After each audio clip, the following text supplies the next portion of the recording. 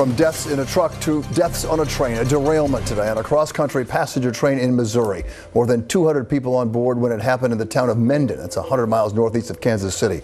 At least 3 people are dead, but it could rise, that number, because at least 50 others were hurt. And it's raising questions again about the lack of safety and warning signs at some train crossings. On the 27th of June 2022, the Southwest Chief, an Amtrak passenger train, derailed all of its entire 8 carriages and 2 locomotives after crashing at 87 miles per hour into an LLC dump truck on a highway railroad level crossing. In perfect visibility and weather, the NTSB struggled to answer how the truck driver did not see or hear the oncoming 8-carriage train before the fatal accident occurred. Before we continue with the video, I'd be very grateful if you like and subscribe for more similar content. Thank you. Amtrak Train 4, otherwise known as the Southwest Chief, was travelling from Los Angeles to Chicago, carrying 12 crew members and 271 passengers, consisting of 2 locomotives and 8 railcars. The train, having last departed Lawrence Station, arrived and left Kansas City Station at 9 a.m, approximately 1.5 hours late. Witnesses described the train as very overcrowded. Every seat was occupied, with many passengers resorting to standing in the walkway between the seats. At 12:41 p.m, with the train just outside the town of Mendon, the train's engineer, or driver, suddenly noticed at the level crossing ahead, a dump truck was beginning to approach very slowly. At just 400 meters away and travelling at 89 miles per hour, the dump truck did not stop but crossed very slowly.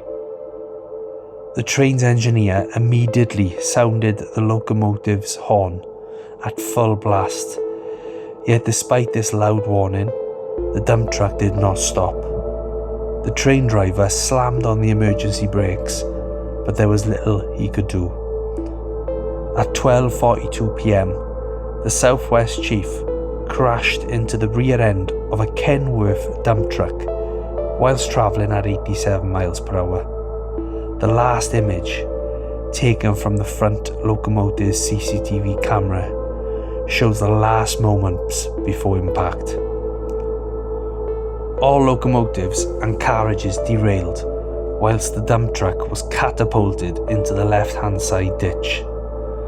At 87 miles per hour, the image shows how the collision completely crushed the dump truck, which was now unrecognisable. Unfortunately, the truck's driver, 50-year-old Billy Barton, did not survive the impact. Within 2 minutes of the crash, nearby witnesses phoned 911, and within 20 minutes, at 1:03 p.m, 15 emergency responders arrived on scene. One passenger, who was sitting in one of the rail cars, described the moment of impact. Suddenly the car I was travelling in flipped over, and passengers, seats, bags and other debris were tossed everywhere. After it stopped, I smelt fumes, causing many to panic about the possibility of fire. We evacuated as quick as we could and then helped other passengers. A group of Boy Scouts who were on board, who were travelling back from a trip to Philmont Ranch, were unscathed in the crash, but then provided first aid to many passengers. This included providing treatment to the truck driver before he suddenly passed away. Early next morning, the NTSB arrived on site and immediately tried to piece together the sequence of events that led to the disaster. After examining all evidence, it was clear that the cause of the accident was the dump truck attempting to cross during the approach of the Amtrak train, but they wanted to know why. The NTSB first wanted to investigate if the train or crew had any involvement with the crash. The piece of track was part of the BNSF Marcel Line subdivision, with an operating maximum line speed of 90 miles per hour for that section. All train crew on that day were interviewed and investigated, with all tests proving that all regulations were followed. The NTSB decided to look more closely at the railroad crossing to see if there are any factors which may have led to the dump truck not seeing the train. The crossing in question, numbered 005284 Yankee, was known as a passive grade crossing, meaning that it did not have any flashing lights or gates. According to the 2009 Manual on Uniform Traffic Control Devices, this type of crossing must have a stop and crossback sign requiring vehicles to stop and look before crossing. You can see from the accident photo that a stop and crossback sign were present at the crossing. The NTSB then began to focus on the layout of the crossing and whether the approach used by the dump truck driver had any bearing on the accident. After looking at the crossing from above, it is clear that both roads cross the track at a 45-degree angle. The American Association of State Highways and Transportation Officials, otherwise known as the AASHTO, recommends that roads crossings with railway tracks must be as close as practical to 90 degrees and at a minimum more than 75 degrees.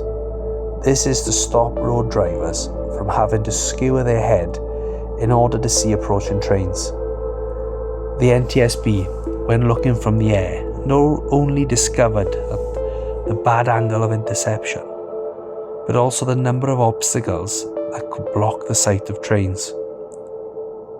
Here is another higher angled view of the crossing, whereby I've highlighted the bushes that could have potentially been in the way of the truck driver's line of sight of the train. When conducting site observation tests on the same crossing, investigators were shocked to find that they had to lean significantly forward as their line of sight was again blocked by a B-pillar as shown. When conducting these tests, the NTSB were also shocked by the gradient of approach to the crossing. The AASHTO recommends that the slope towards a crossing junction does not incline by more than 0.83%. However, the gradient at Mendon was measured at 10.8%. This is 13 times higher than the limit. An interview with another truck driver who regularly uses the crossing highlighted how the increase in gradient forced the drivers to maintain a constant speed over the crossing instead of actually stopping. He explained that the gradient made stopping incredibly dangerous, as it would make the task of accelerating away when stopped extremely difficult if a train was approaching. The speedometer on the wrecked dump truck confirmed this theory. The needle was found at 5 miles per hour and at 1100 RPM, which suggests that the truck driver tried to maintain a constant slow speed over the crossing. The NTSB report concluded that the truck driver proceeded onto the crossing for unknown reasons, despite the presence of a stop sign and approaching train. Even though there were contributing factors such as the design of the crossing, the report suggested that the driver should have stopped at the stop sign. Even though the report places the primary fault and blame at the feet of the truck driver, the driver's wife and family continued to fight to clear his name and even began a wrongful death lawsuit against the county for the many flaws in the design of the crossing. Even though the blame is up for debate, which we would love to hear your thoughts in the comments, let's not forget this was a tragedy that cost the lives of 4 human beings.